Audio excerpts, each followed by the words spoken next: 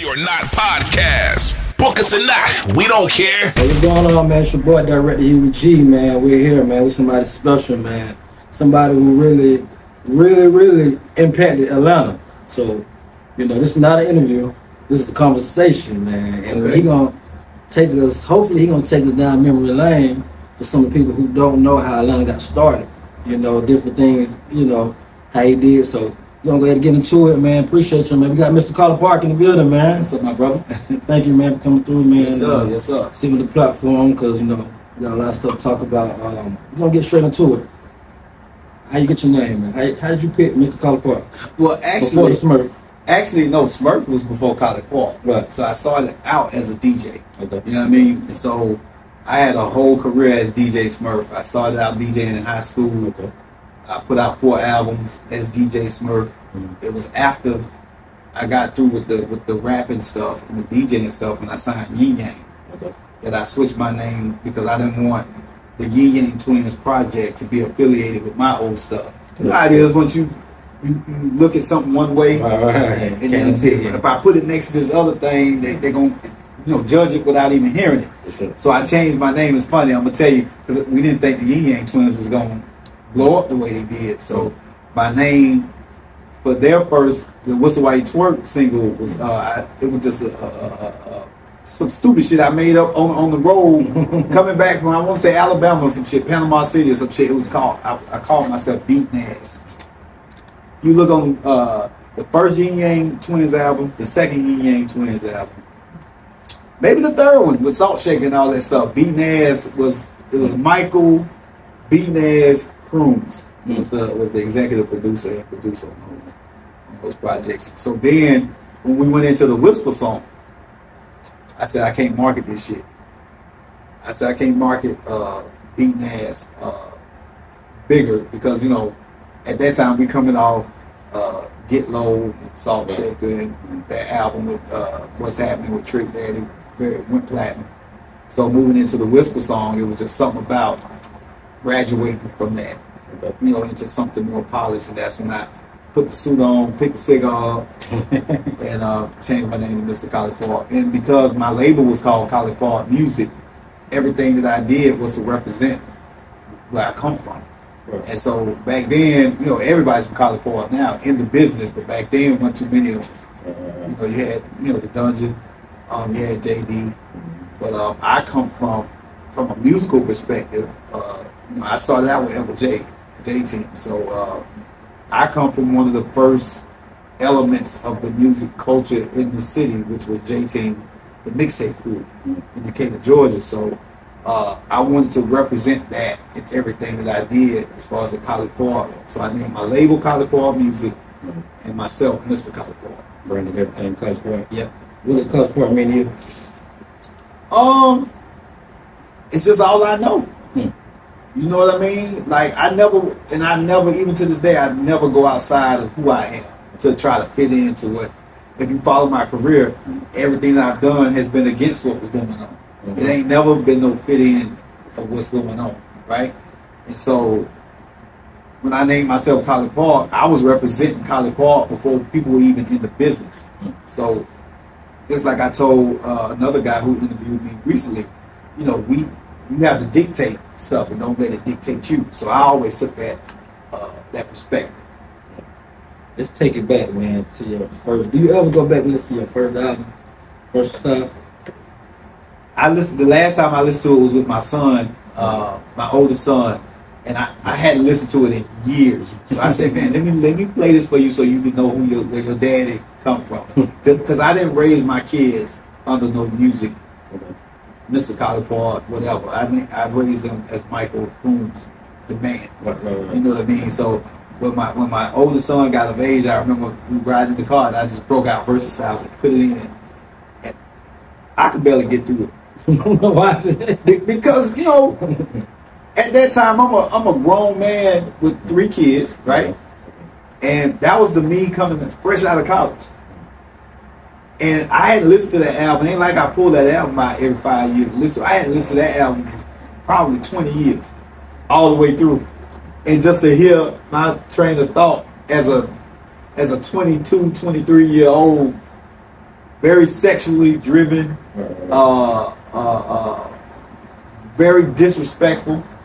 You know, but at the same time, it makes you proud to know that you can evolve and become more than what you come from. Bass music. What's bass music? Bass music is, hell, that's the cornerstone of everything. Bass music started in Miami. We here in Atlanta got our own version of it. I want to say we kind of commercialized the Miami sound, right? You got to give respect to Miami.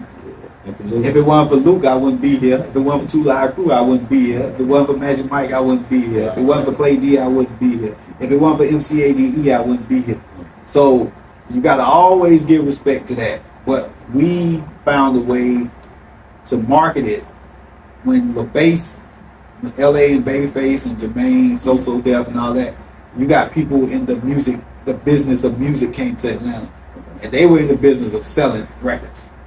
So I think all of that played a part of this marketplace, polishing it up to present it to the world.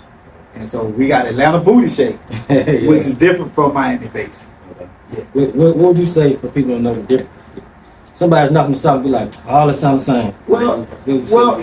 So let's just take like the R&B aspect. My Boo, Shawty Swing My Way.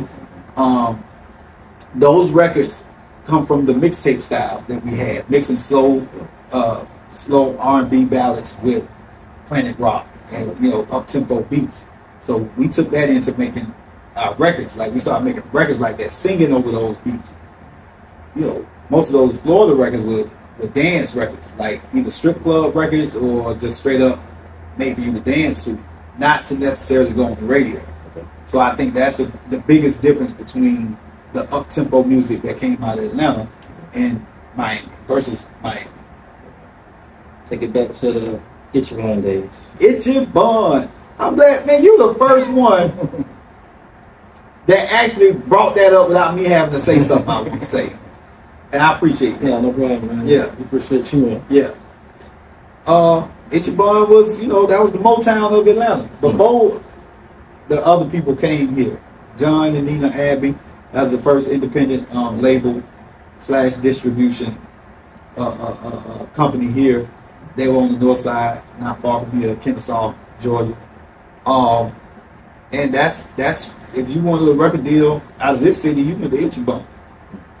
Myself, Kilo, MC Shy D.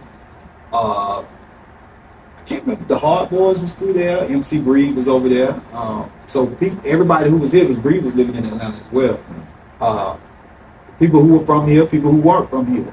But Itchy Bun was the force in the music business for. We didn't have access to major labels, period, at all.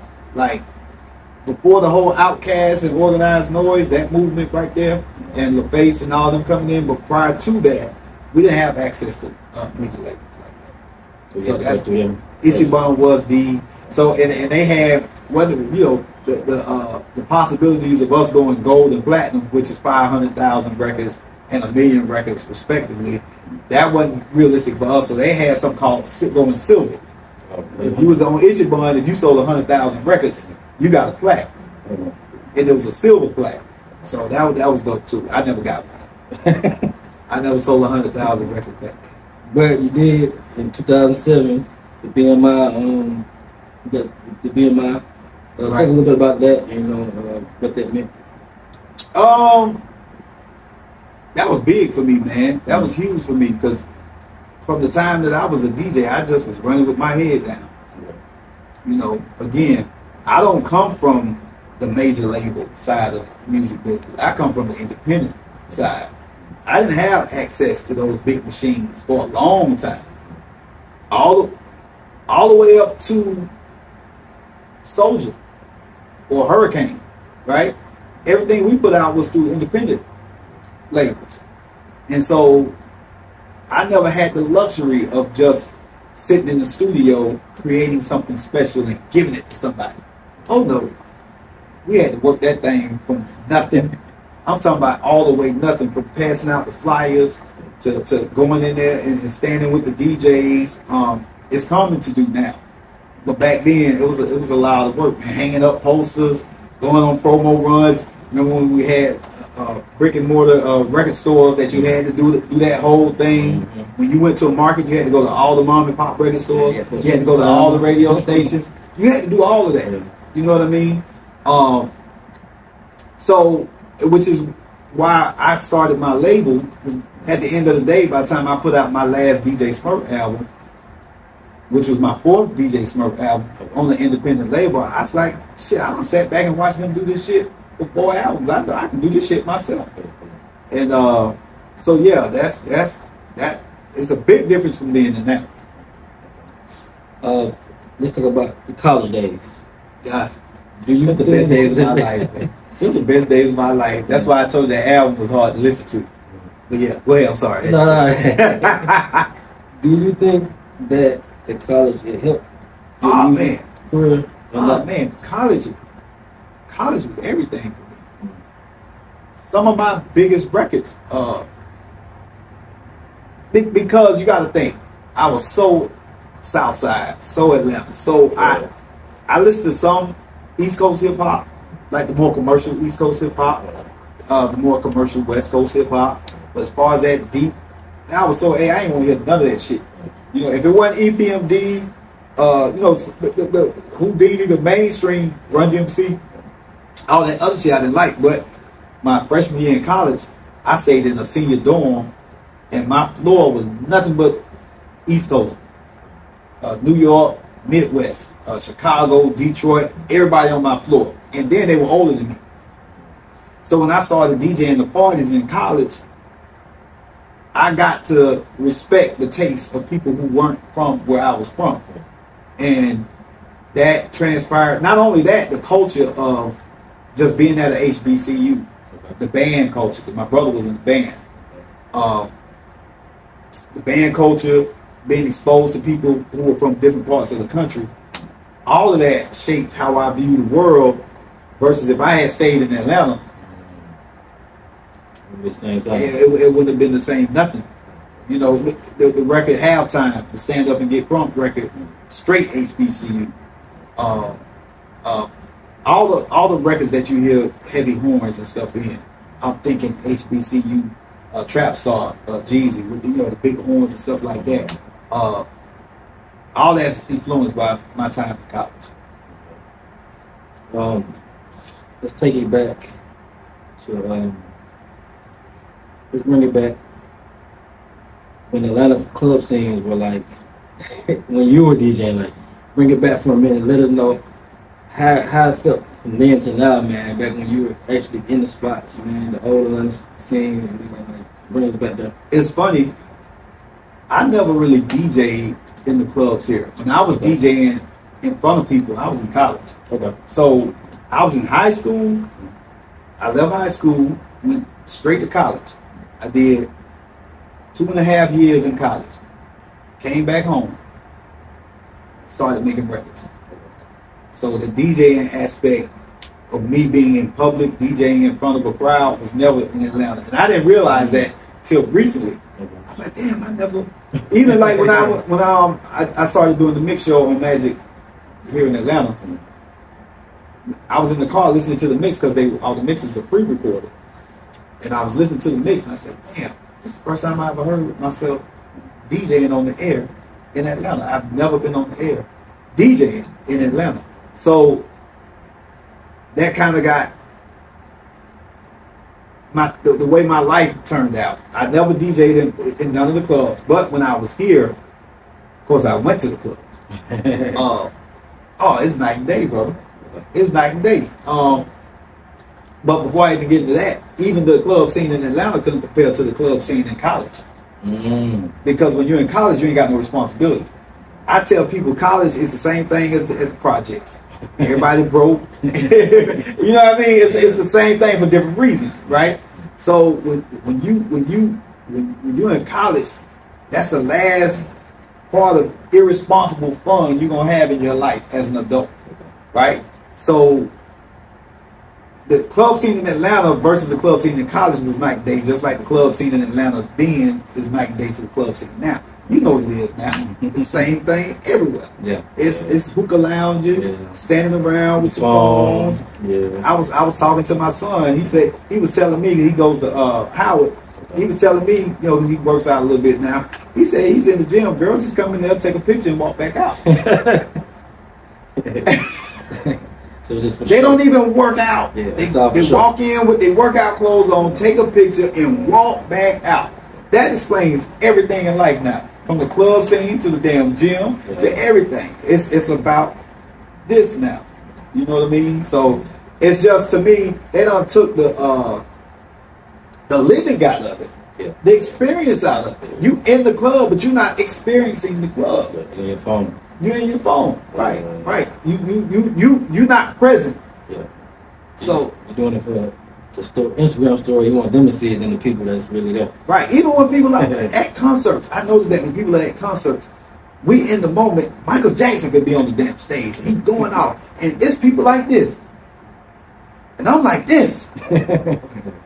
It ain't the same when you looking at it through your phone. You're not present. You know what I mean? So to me, that's the problem with everything right now. Yep. I'm gonna name some names, and I just want you to say what you see in these individuals. Oh wow. Bubba Sparks, what's something special you seeing? Bubba's just dope, man. There is not one lyricist in music that puts words together like him. If you go and just listen to Bubba Sparks, you might think you know how you're gonna finish that line, but he'll never finish it like that. Like, it's just his wordplay and the way he puts words together. I just think he's the best at that shit, man. And it's funny, he's dope. He's up there with the best of them, but it's so simplistic at the same time. To me, that's what makes it genius. He ain't trying to wrap your fucking head off. Yeah. It's just dope ass lyricism. So that's, I just think it was like a wordsmith. I think about. Yeah, it was dope. BIC. Wow.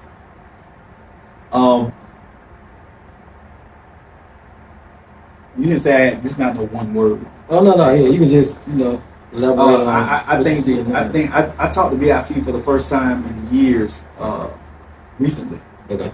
And he's thinking about getting back into the business, and I told him, just like I tell you, I think he left so much on the table. Mm. You take the two songs, he got a gold plaque, and he got a platinum, 4 times platinum plaque in Wobble. And Wobble is even more popular than what that plaque represents. If you listen to him as a artist, as a lyricist, go listen to his verses on Get Silly and on Wobble. He's pretty damn good. But because those records are so big and so commercial, people kind of overlook that the talent that he has. And I just think he didn't develop. If he had kept on, he could have come up out of that. It's just like Soulja Boy. Like when I signed Soulja Boy, he was just a dance. I saw more than just a dance. So we developed him to the public as more than just that. And you see what the end results. Yeah, he evolved. Yeah. Yeah. That was one of the names of his name, Soulja Boy. Genius. Okay. Ying Twins.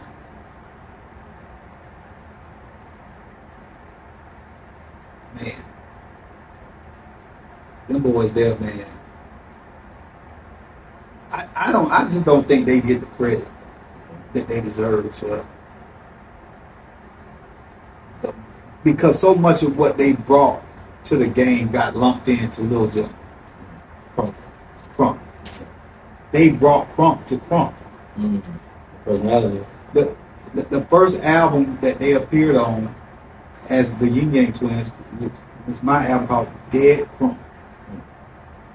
This was pre. John was making records back then, but it wasn't what it is now. So Crump existed before John branded it in a musical way, right? They embodied that. So what they brought to John was just lumped into that. You know what I mean? If you take Get Low out of the Crump history, I don't even know if it, because that was the launching pad. That record was the launching pad for everything. You know what I mean? So I just think that they're underappreciated. Okay. With their impact, that big giant Godzilla footprint that they put on the city. One of the biggest groups took them out. And people don't realize how well their catalog aged. When you go to any club, any given moment, you're subject to hear a Yin Yang Twins record. How many artists can you say that from that era? Just think about it. It sounds like a simple question. Yeah. It sounds like a simple question, but how many artists, any given club, any part of the world that played rap,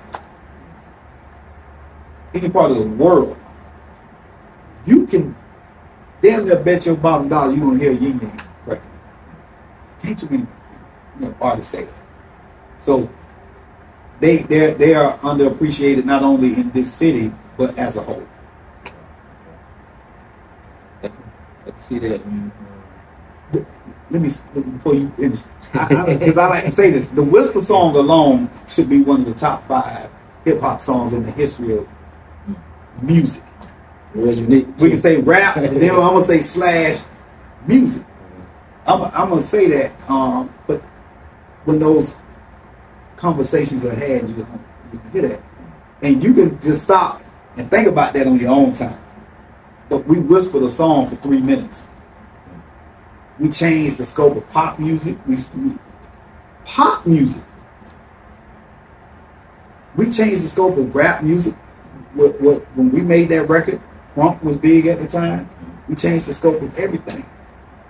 So when you think about the Yin Yang Twins and myself, the impact that we had, I just think it don't get talked about. I agree. That's before. See, because I work with other artists. Yin Yang is they are my legacy musically. You know what I mean? And so I have to speak for them where they won't often speak for themselves. Yeah. Also, I caught an interview where you saying not just Ying Yang don't get no credit. Like you said, Sam and them don't get no credit either. Well, yeah. Because it was, you got to think. But don't nobody know, when you just doing some shit, Right. don't nobody know it's going to blow up. I remember those early days. Sam and Bo, the vibe.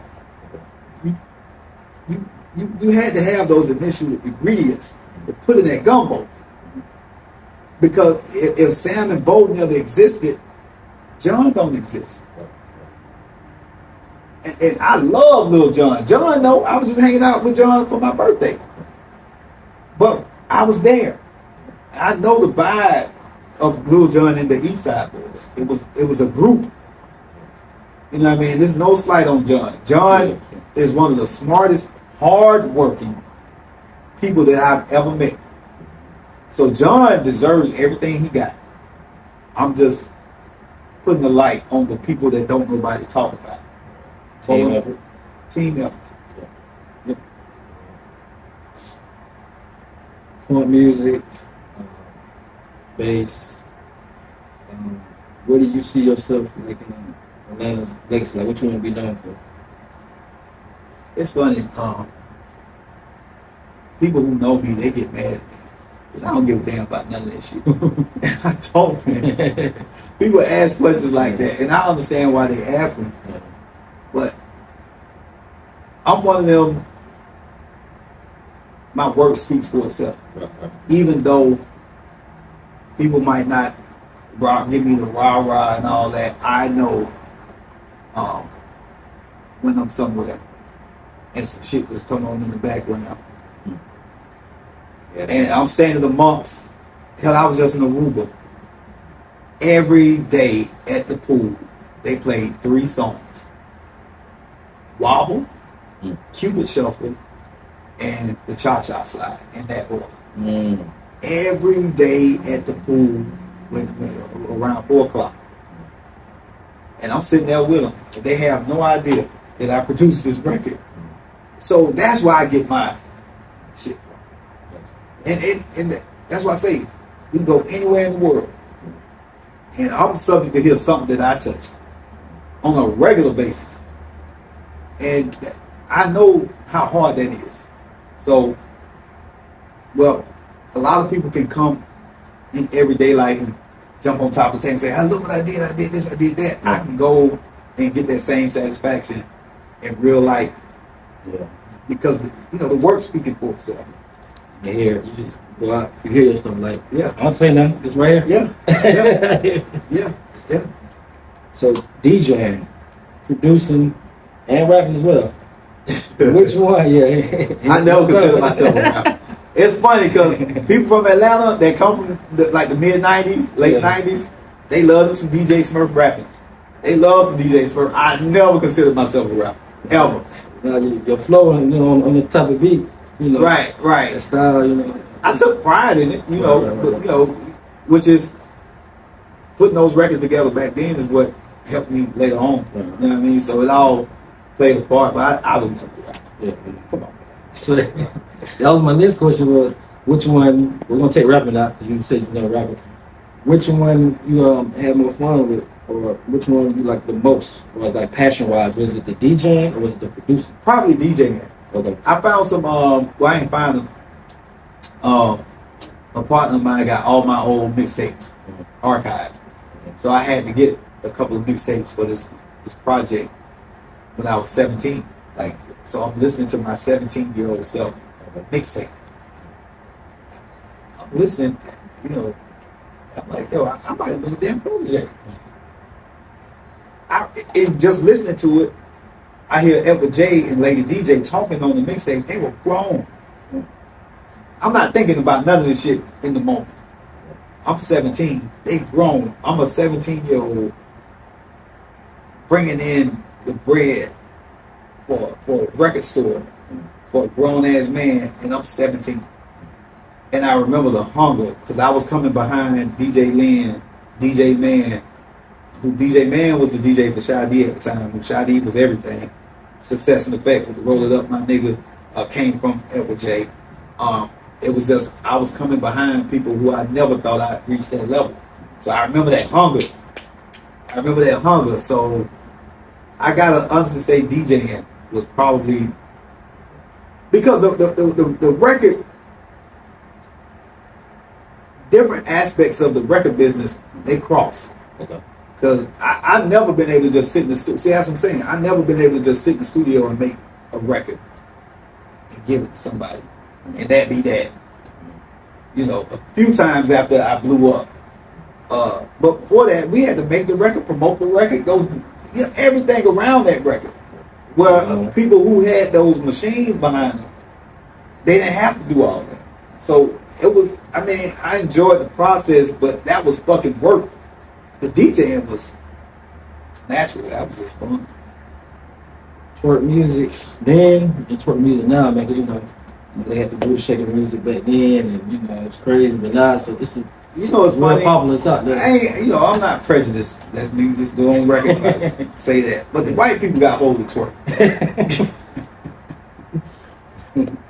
Twerking has been commercialized. Okay. You know what I mean? Twerking ain't nothing but stripping with your clothes on. Right.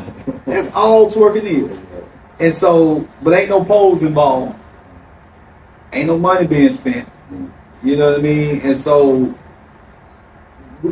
shit, Whistle While You Twerk was for the strip club. We wasn't talking about no girl fully dressed twerking. Hell, she was twerking in the strip club. Okay. So, definitely the twerking back then. Yeah, it's commercialized. Anytime you can say, look at little Sunset, she over there twerking.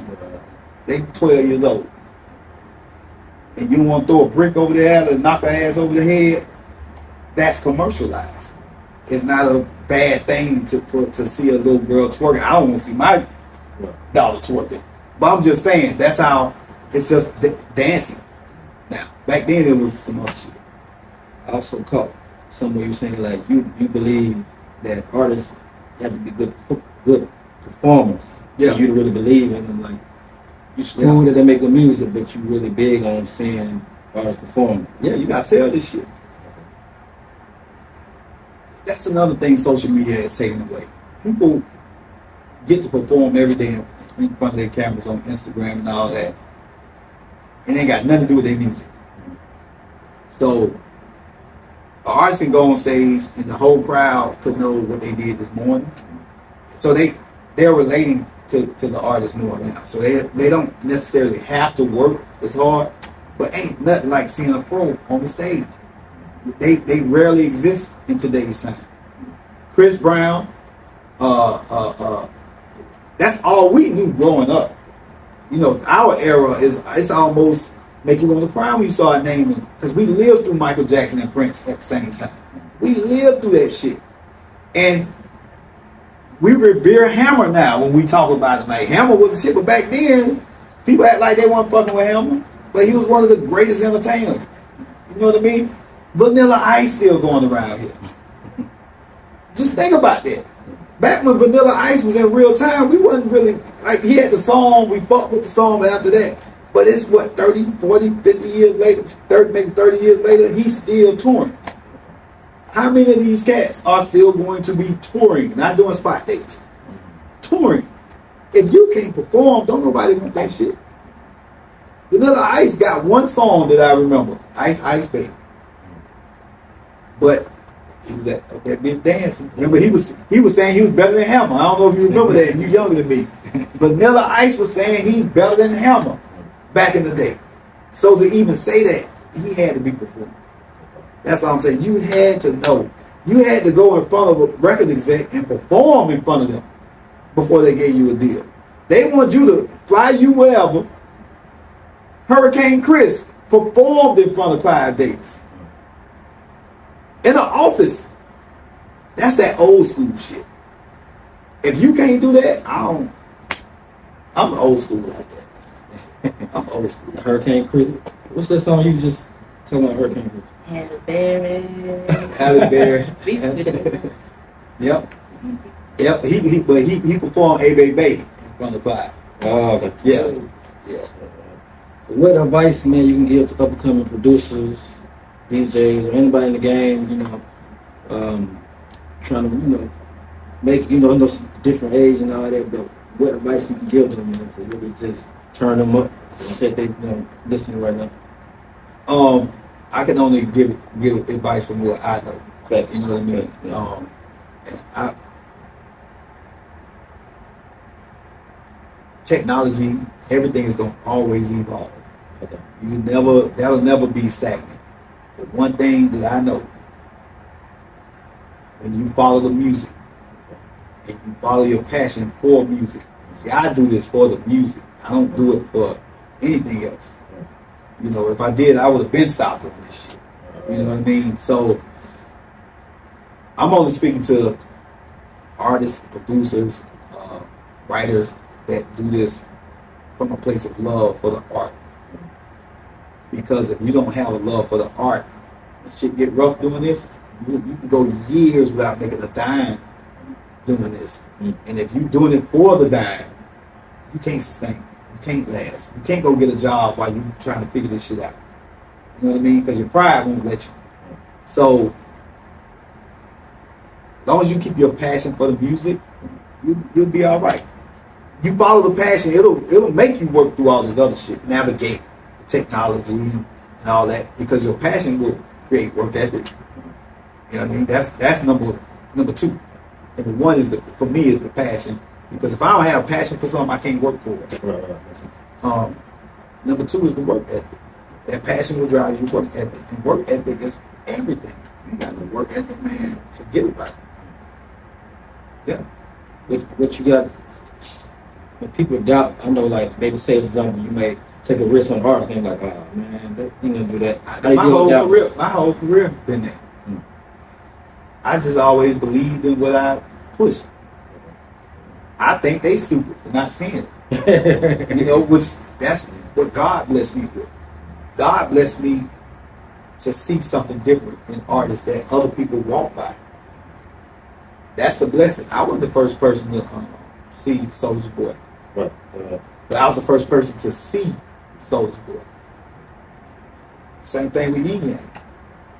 You know, they both have physical disabilities. You know, I dealt with that.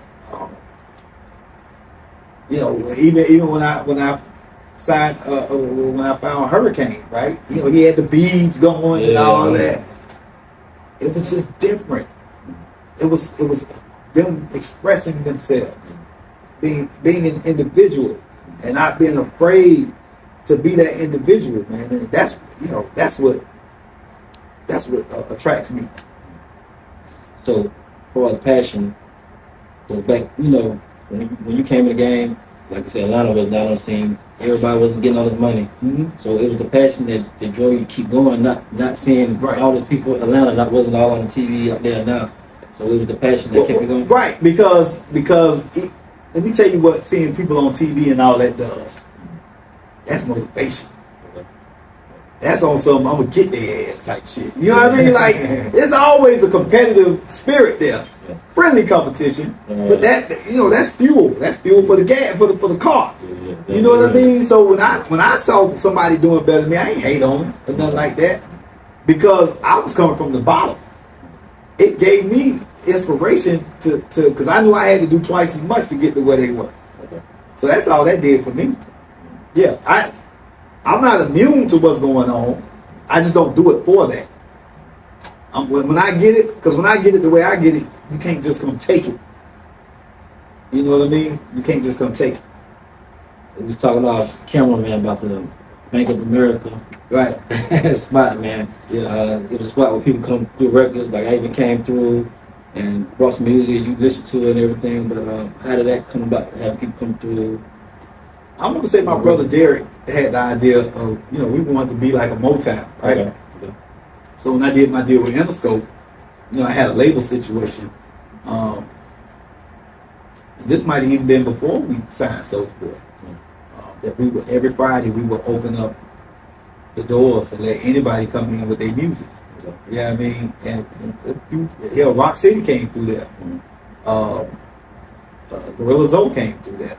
It's funny, I run into people who say, man, I came up to your office and played some music for you. I'm like, damn. Right there, he's good. Yeah, so I mean, you know, and it did good for people. You know, even though we never signed nobody off of it, just that opportunity gave people hope. Like, damn, okay, I could touch him. Maybe I could touch somebody else. So yeah, that's Derek. I won't say Derek, my brother Derek, who was doing A&R for us at the time. That was his idea to open up the doors like that. And appreciate you coming through and made solid TV, man. Can you give us like anything, like a positive quote or any meaning or something that you stick by through your life that really just helped you get through life, man? It's funny. My dad, your OGs have funny shit that they say all the time, and it's simple, man. But whenever somebody getting a rough spot and they can't get through it, my dad used to always say, "You gotta want a woman. You gotta want a woman." He said just like that. You gotta want a woman. If you don't want a woman, this ain't for you. You know what I mean? You gotta want a woman. As simple as it is, even as a I never asked him to explain what that meant because that shit is self-explanatory. Do you really want this shit? Yeah. So that's my quote straight from Pops right there. Yeah, man. You gotta want it, man. Y'all hear it, man. Right. Straight out of Mr. Collipark mouth. DJ Smurf, man, thank you for everything you did for the culture. Good Lord. People you are influenced, man, and you know, believing in people and giving back, you know, doing your thing, starting with the DJing. You could have just really stopped, like, because you did so much DJing, you didn't have to turn to Mr. Collipark. You could just, if you stopped at DJ Smurf, I couldn't though. I tell everybody, my career has just been a natural progression to where it is. When it was time for me to move on to the next, I just did it. Right. It was never I never felt like I was taking a risk. I never felt like it was like my record deal with Ichiban as a rapper. I just gave him a song to drop like this bitch. I don't know if you remember that. I gave him a song for a compilation where they said we looking for songs, but we don't want no cussing. Okay. I said, well, this is all I got. Drop like this bitch. Oh shit. we giving you a record deal. Yeah. I'm just saying that's how things have worked out for me. A blessing. Appreciate you, man. Legacy, man. When it's all said and done, what we gonna know Mr. Collipark for? I know you don't care, but I'm still gonna ask a question. You know, the only thing I care about is what my kids remember me for. Family. That's all I care about. I mean, you know, y'all, whatever my body of work in and out of the music, which I don't make noise about nothing. The people who know, and I'm happy with that. You know, the people who don't know, I'm cool with that. I really am. I really am. If, like I say, people who know me, they get pissed off. You need to start talking. You need to start. Man, that's not me. Yeah, right. So, Well, hey, I let my work show for itself. Right. Right. If you know, you know. No, you know. Now y'all know. Appreciate it, man. It's made solid TV. No negative press for clout, man. Hey, we gone, man. Appreciate you.